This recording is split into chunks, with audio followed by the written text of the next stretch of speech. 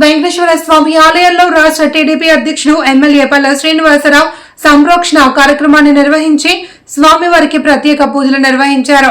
ఈ సందర్భంగా పల్ల మాట్లాడుతూ గత ప్రభుత్వంలో హిందువులపైన, హిందూ దేవాలయాలపైన అనేక దాడులు జరగడమే కాకుండా ప్రపంచంలో ఉన్న హిందువులందరి మనోభావాలను కించపరిచేలా కోట్లాది భక్తుల నమ్మకమైన తిరుమల లడ్డూను ఉద్దేశపూర్వకంగానే 68.17 లక్షల కిలోల కల్తీ నెయ్యితో సుమారు 20 కోట్ల లడ్డూలు తయారు చేసిన అప్పటి పాలక మండలి సభ్యులను మరియు వైఎస్ జగన్ ను కఠినంగా శిక్షించాలి అని డిమాండ్ చేశారు.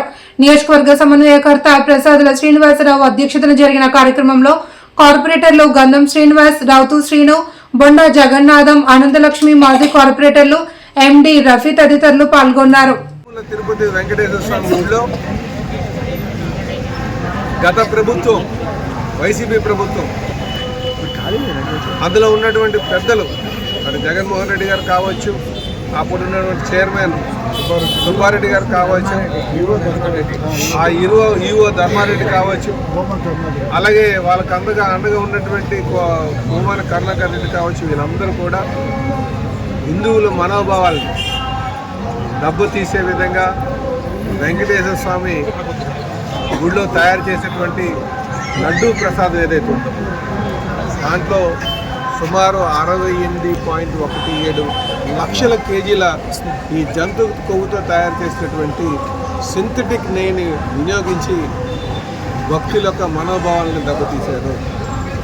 దీనికి వారిని శిక్షించాలని చెప్పేసి డిమాండ్ చేస్తూ, అలాగే ఇంత అపచారం చేసినటువంటి మరి అపచారం జరిగింది కనుక వెంకటేశ్వర స్వామిని వారిని మన్నించమని చెప్పి తెలుగు ప్రజల్లో అందరూ కోరుకుంటున్నారు. అందుకని అందులో భాగంగానే ఈరోజు ముఖ్యమంత్రి గారు ఇచ్చినటువంటి ఆదేశాల మేరకు ఊళ్ళోకి వచ్చి సంప్రోక్షణ పూజలు చేయడం జరిగింది. ఇందులో మా తెలుగుదేశం పార్టీ కార్యకర్తలు అందరూ కూడా పాల్గొన్నారు.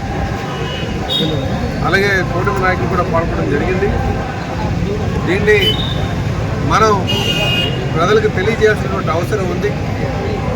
ఇలాగా హిందూ మనోభావాల పట్ల, హైందవ ధర్మం పట్ల నమ్మకం లేనటువంటి జగన్మోహన్ రెడ్డి గారికి శిక్ష పడాలి.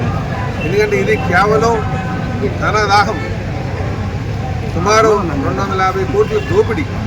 ఈ దోపిడీ కోసం హిందువుల యొక్క మనోభావాలు దెబ్బతీసే విధంగా కల్తీ నెయ్యితో లడ్డు చేసి సుమారు 20 కోట్ల లడ్డు పంపిణీ జరిగింది. కనుక దీనికి వెంకటేశ్వర స్వామిని మేము జరిగినటువంటి అపరాధానికి క్షమించాలని చెప్పి తెలియజేస్తూ దాని దోషులను శిక్షించాలని కోరుకోవడం జరిగింది.